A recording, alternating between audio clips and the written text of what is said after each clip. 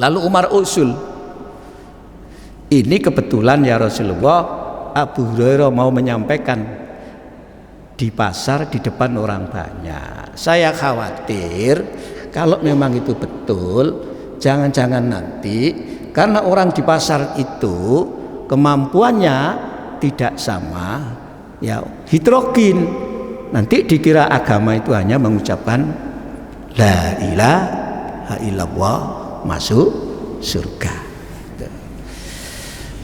Maka Umar usul kepada Rasulullah agar Abu Hurairah tidak menyampaikan dulu di depan umum. Dan itu disetujui oleh Rasulullah. Abu Hurairah tidak diperbolehkan menyampaikan itu kepada semua orang, kecuali kepada orang-orang yang memang dipandang memahami tentang kalimat la ilaha illallah. Itu Pak. Tuh. Maka di dalam pepatah Arab muncullah uraian yang hikmah, yang bijak. Apa? Kullu maqalin maqamun wa kullu maqamin maqalun. Setiap ungkapan itu ada tempatnya, di mana ungkapan itu diungkapkan, dan setiap tempat itu ada ungkapan yang cocok dengan tempat itu, sehingga ungkapan itu membawa maslahat. Tidak disalahpahami itu Pak, termasuk la ilaha illallah ini. Tuh. Dan mungkin banyak.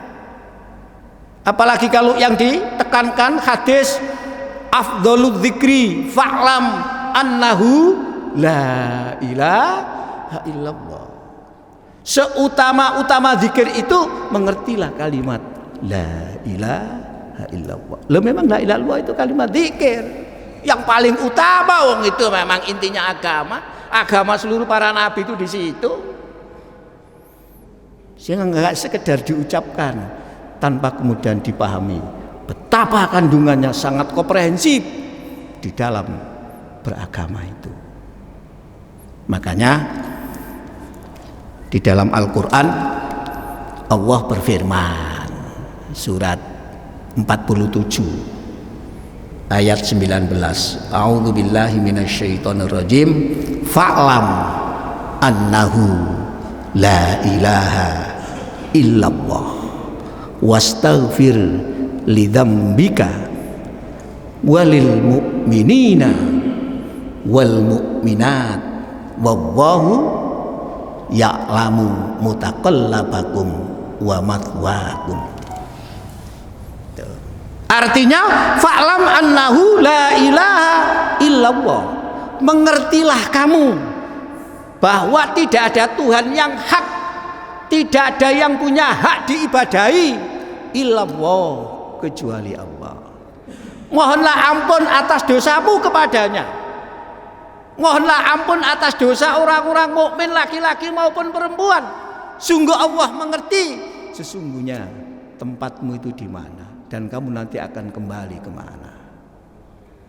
Intinya mengertilah tentang la ilaha illallah. Kudu ngaji Pak, tidak boleh tidak. Nggak boleh tidak, harus ngaji. Apalagi kita generasi sekarang, kalau kita tidak ngerti la ilaha illallah, tantangan la ilaha illallah itu banyak. Yang menggelincirkan kalimat la ilaha illallah itu banyak. Kita bisa terjebak kepada kesyirikan kalau tidak ngerti. Kayak kita sudah berla ilaha illallah, oleh setan kita digelincirkan dan kita tidak begitu sadar. Syirik itu kan seperti semut hitam di atas batu hitam pada malam gelap gulita. Itu nggak bisa dilihat Pak, yang bisa diraba. Oh ada semut, dilihat nggak kelihatan loh, di atas batu hitam lagi, di atas batu hitam pada malam gelap gulita nggak kelihatan, diraba.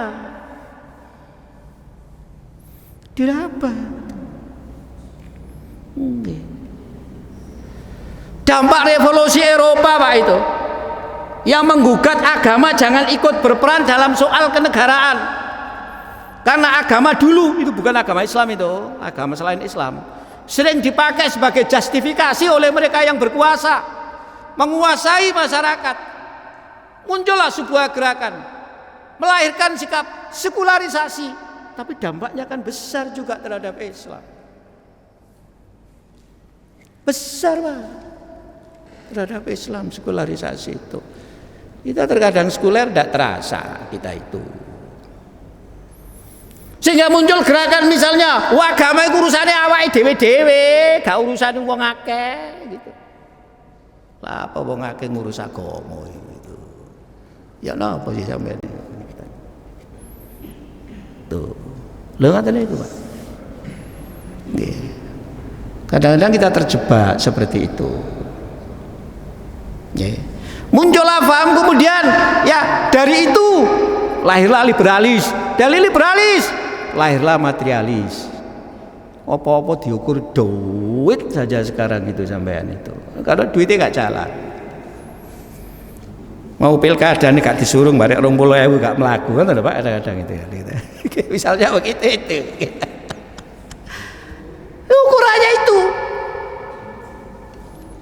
Loh ini kadang kita terjebak, terpeleset begitu itu kita tidak terasa.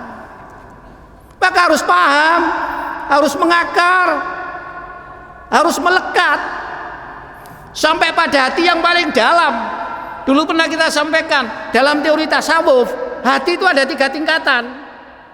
Bahkan ada yang mengatakan 4. Yang pertama kolbun, fuadun, sirun.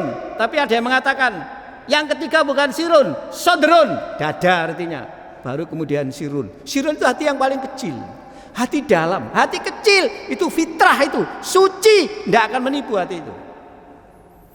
Memang diciptakan oleh Allah seperti itu. Maka ketika Nabi ya menyampaikan kepada para sahabat, kalau kamu minta fatwa, mintalah fatwa kepada hati kecilmu itu, tidak akan membohongi kamu itu.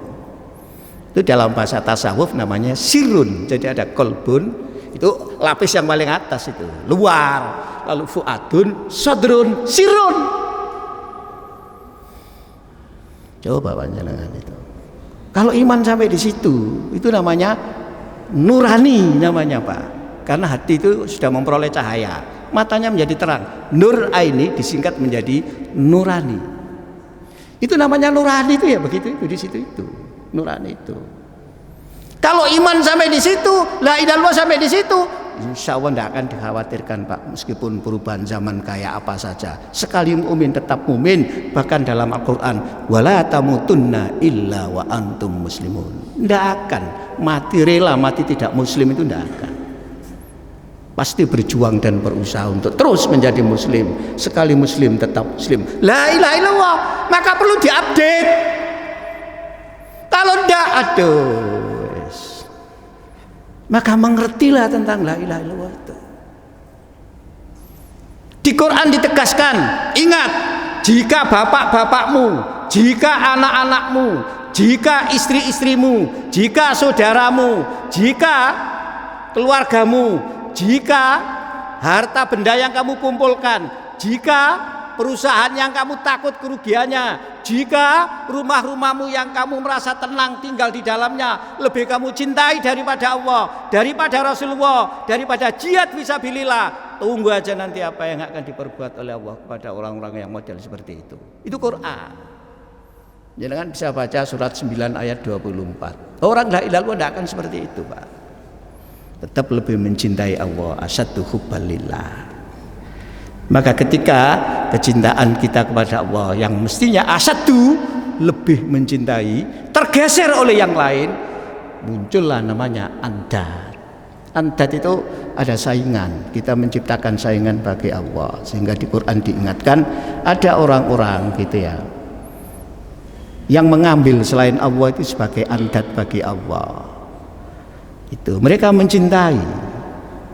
Ya, sebagaimana orang mukmin itu mencintai Allah. Tapi ingat loh, orang mukmin itu harus lebih mencintai Allah daripada yang lain. Ini kan persoalan la ilaha illallah ini. Maka harus diupdate itu. Ya, biasanya kalau kita ngaji itu Pak, yang pertama itu pernah saya sampaikan kok itu Pak di pengajian sore itu tentang asyhadu. Pengertian asyhadu itu apa? Biasanya begitu. Lah, kemudian ilahun, baru ilah. Itu. Ilahun itu juga dibahas loh Pak. Ada sebuah buku yang berjudul Al-Mustalahatu Al-Arba'ah, 4 kata kunci di dalam Quran. Itu dibahas dalam satu buku, tapi bukunya nggak tebel, tipis. Itu dikarang oleh Abul A'la Al-Maududi itu. 4 istilah dalam agama. Yang pertama Rabbun. Rabbun. Yang kedua ilahun. Ilahun. Itu dibahas. Yang ketiga ibadah itu.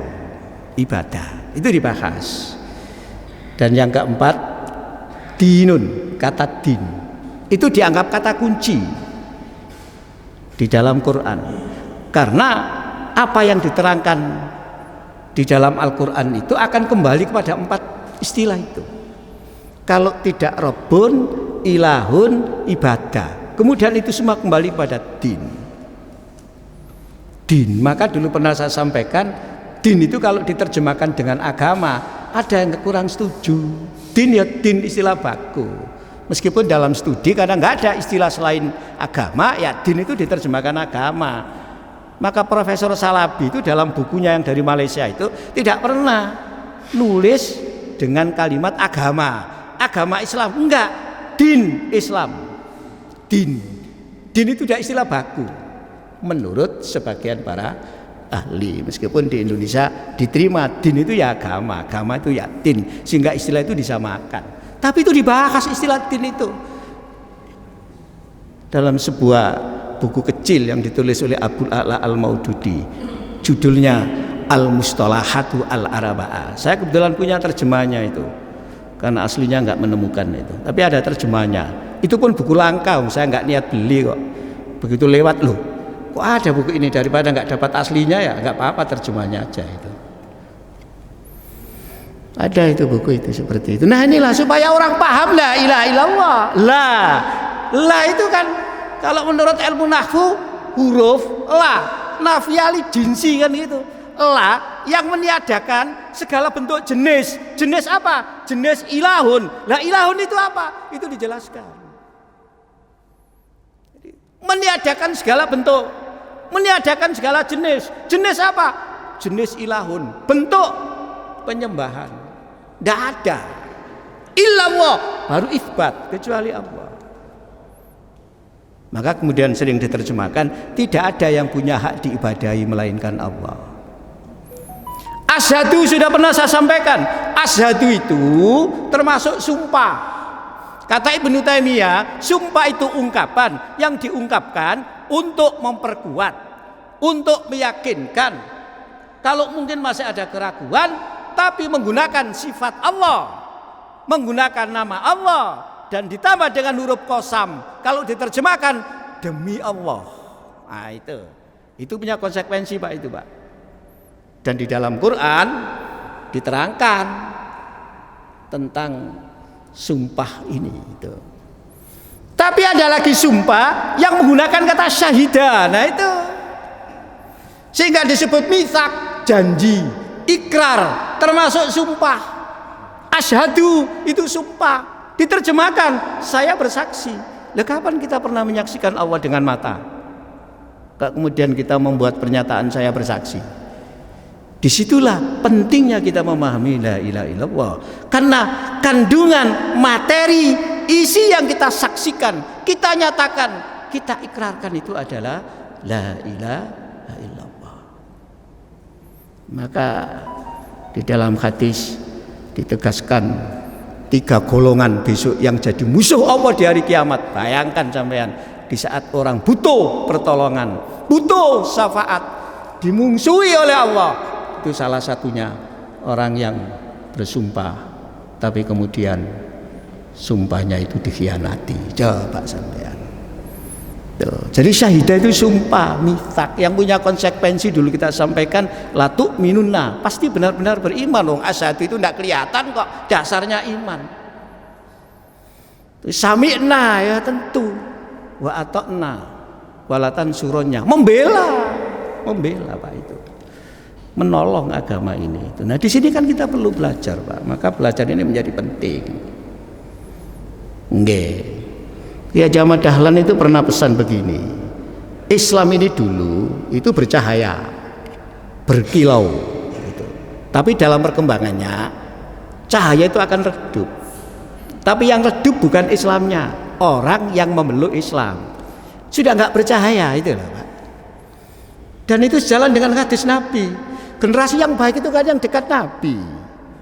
Makin jauh kan makin perlu berjuang gitu. Nggak seperti yang dekat dengan Nabi itu. Maka kata Kiai Haji Mas Mansur, orang beragama itu perlu meningkatkan wawasan pemahaman tentang agama, bukan agamanya yang dikembangkan. Agama sudah selesai, Quran sudah selesai, hadis sudah selesai, Qurannya 30 juz, tidak akan ditambah lagi, hadis ya sudah dibukukan para ulama. Pemahamannya yang diluaskan. Maka belajar itu tidak ada batasnya. Long life education, belajar itu seumur hidup. Bahkan itu mulai dari gendongan sampai ke liang lahat. Apa maneh wis tuwa ngene iki. Tambah kudu akeh dielingno, wis tuwa ngene iki. Lah ngoten nggih Pak nggih. Tuh, nah mudah-mudahan gitu wis waktune wis ya kan ada 10 menit untuk tanya jawab Pak ya. Mudah-mudahan kita semua yang pertama memahami bahwa iman itu nikmat Allah yang sangat berharga. Yang kedua, kita semua akan berjuang untuk merawat, memelihara iman. Akan iman ini tetap melekat, bahkan lebih merasuk di dalam hati kita. Itu nggih. Yang ketiga, kita betul-betul selalu kembali kepada la ilaha illallah dan menjadikan la ilaha illallah ini sebagai dasar untuk menjalani hidup. Sehingga sering ada sebuah pernyataan, hidup itu berdasarkan tauhid, ibadah dan ikhlas. Ini pernyataan kalau diterangkan luas itu. Oleh karena itu kita perlu terus meningkatkan pemahaman, sehingga kita kata Al-Quran bisa mengamalkan ayat fa'lam annahu la ilaha illallah. Mengertilah kamu tentang la ilaha illallah. Mudah-mudahan kita semua diberikan oleh Allah hidayah, bimbingan, sehingga kita senantiasa berada di jalan yang lurus. Mungkin ada yang perlu didiskusikan Pak, monggo 1 2 silakan monggo. Ini bicaranya bukan bicara tadi Pak ya, ini bicara Islam di tengah-tengah kehidupan masyarakat. Jadi Islam itu ada Islam doktrin seperti yang saya sampaikan tadi itu. Ada Islam hasil pemikiran dan penjelasan para ulama. Itu kalau di Quran namanya tafsir, kalau di hadis namanya sarah. Gitu. Kalau di bidang hukum namanya fikih. Tuh. Kalau di bidang etika namanya akhlak. Tuh. Lalu ada Islam hasil interaksi sosial. Nah ini yang kadang susah Pak kita itu, memang harus bijak. Sehingga kalimat yang saya sampaikan, likulli maqalin maqamun walikulli maqamin maqalun, itu menjadi penting. Contoh, sholat ini perlu rapat apa tidak? Tentu jangan ansih bicara fikih Pak, bicara realitas kehidupan. Kenapa sih sholat itu kok diperintah berjarak gitu? Kemudian apa boleh? Apa memang begitu sholat? Sholat enggak Pak, sholat itu merapat. Meskipun merapat itu bukan rapat betul itu. Sebab ketika Nabi menyampaikan luruskan rapatkan, itu ada sahabat. Ada sahabat, bukan Nabi memerintah. Ada sahabat. Ini bicara hukum Pak ya itu ya, bicara awaliyah. Yang pundaknya ini dipepetkan temannya begini. Pundaknya itu ada sahabat itu loh, sampai seperti itu. Tapi rapat yang penting tidak menyulitkan. Nah, lalu ketika ada protokol kesehatan jadi problem. Orang nggak boleh berdekatan, apalagi jaraknya berapa meter Pak? Loh, 1 meter kurang, 1,5 kurang. Lalu gitu Pak ya itu ya. Juga sholat pakai ini, Ini kan juga jadi problem di bidang hukum ini. Boleh enggak? Lah sampean kan insya Allah sudah membaca itu. Ya.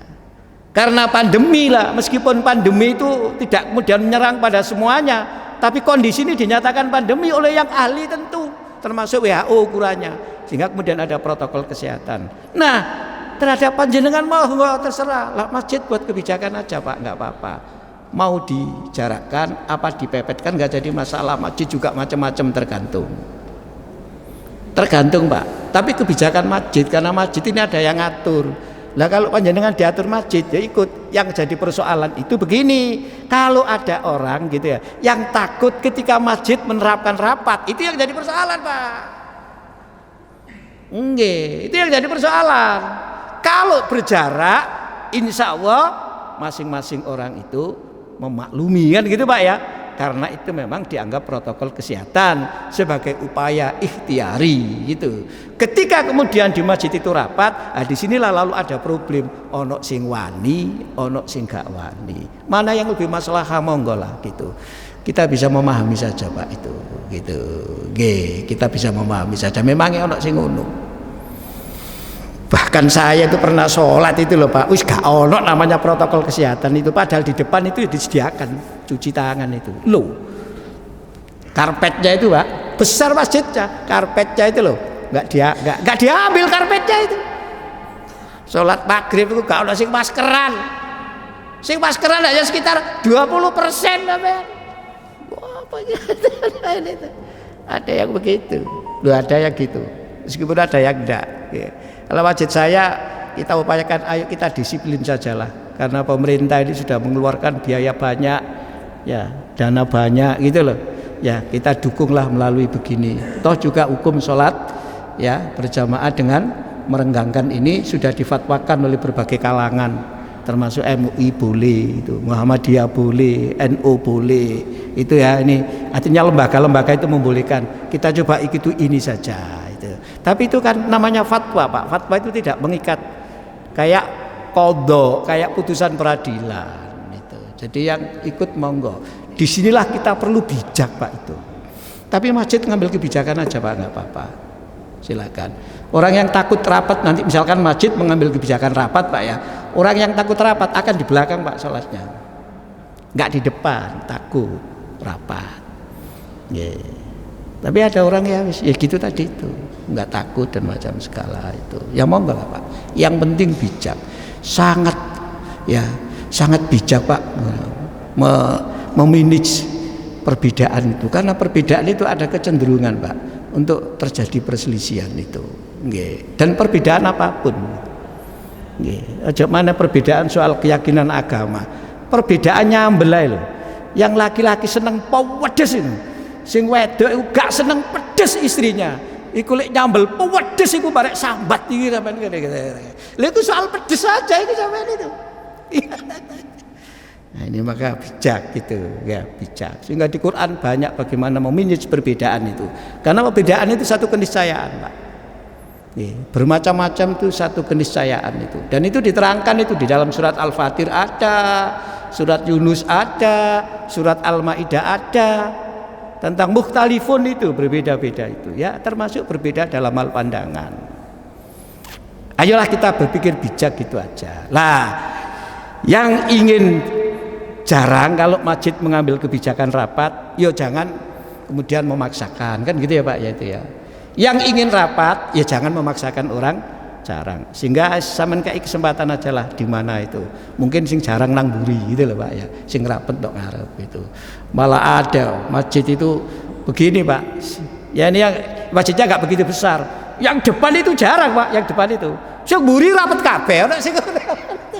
Ya sudahlah kita akan mencoba untuk mensikapi dengan kepala dingin dan hati yang bijak. Kembali, setiap ungkapan itu ada tempatnya dan setiap tempat itu ada ungkapannya masing-masing. Itu bijak.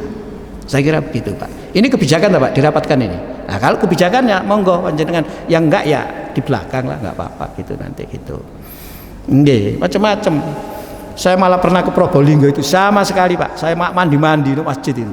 Loh, masjid apa itu? Masjid Ar-Rahman itu loh Pak itu. Loh, saya mandi Pak itu dulu padahal masih gending-gendingnya itu sebelum Idul Adha itu. Sore adus kene banyune akeh jamaahnya full. Ya itu misalkan di situ. Di daerah itu kan banyak yang nggak memperhatikan begini-begini nih Pak. Kayak apa ya, karena ya komunikasi mereka kan terbatas, nggak seperti di kota itu. Monggo lah, tergantung panjenengan yang baik mana gitu. Nggih. Tuh. Saya kemarin ngaji juga. Loh, kok sudah dirapatkan gitu hari Ahad yang lalu itu. Sudah ada kira-kira 3 minggu gitu katanya. Oh, mangga nih gak perlu aku gitu. Sudah rapat subuh itu pas ngaji subuh itu. Monggo lah. Tuh. Tapi masjid saya enggak, sudahlah anu aja gitu. Kita masih, karena apa? Masih cukup masjidnya gitu loh Pak. Enggak apa-apa gitu. Kita masih cukup gitu ya. Tuh. Terserah panjenengan, monggo yang baik yang mana. Ngoten nggih? Tuh. Masih ada, saya kira cukup nggih sampai di sini. Monggo kita berdoa. A'udzubillahi minasyaitonirrajim. Bismillahirrahmanirrahim. Alhamdulillahirabbil alamin. Hamdan yu'affi ni'amahu wa yukafi mazidah. Ya Rabbana lakal hamd kama yanbaghi li jalali wajhikal karimi wal adimi sultanik. Allahumma alif baina qulubina wa aslih dhata bainina wahdina subulas salam majanibnal fawahisha ma dhahara minha wa ma batan. Allahumma kshif annal bala wal waba wal ghula wal faksha wal munkar wal baghi wal amrad wat ta'un ma la yaksifuhu ghairuka. Allahumma dfa'annal bala wal waba wal ghula wal faksha wal munkar wal baghi wal amrad wat ta'un ma la yadfa'u ghairuka. Allahumma asrif annal bala wal waba wal faksha wal munkar wal baghi wal amrad wat ta'un ma la yasrifu ghairuka. Allahumma inna na'udzubika min jahdil bala wa darkis saqa wa su'il qada wa samatatil adha. Allahumma inna na'udzubika minal barasi wal jununi wal judami wa sayil asqam. Bismillahirrahmanirrahim. La yadurru ma asmi syai'un fil ardi wala fis sama' wa huwas sami'ul alim. Bismillahirrahmanirrahim. La yadurru ma asmi syai'un fil ardi wala fis sama' wa huwas sami'ul alim. Bismillahirrahmanirrahim. La yadurru ma asmi syai'un fil ardi wala fis sama' wa huwas sami'ul alim. Allahumma inni as'aluka al-'afwa wal 'afiyah fid dini wad dunya wa ahli wal mali. Allahumma aftah alaina abwaaba rahmatika wa hikmatika wa barakatika wansurna nasran azizan ya fattah ya razzaq urzuqna wa anta khairur raziqin. Ihdinas siratal mustaqim siratal ladzina an'amta 'alaihim ghairil maghdubi 'alaihim waladdallin. Rabbana atina fid dunya hasanah wa fil akhirati hasanah wa qina adzabannar bi rahmatika ya arhamar rahimin walhamdulillahi rabbil alamin. Mekaten, kurang lebihnya mohon maaf. Assalamualaikum warahmatullahi wabarakatuh.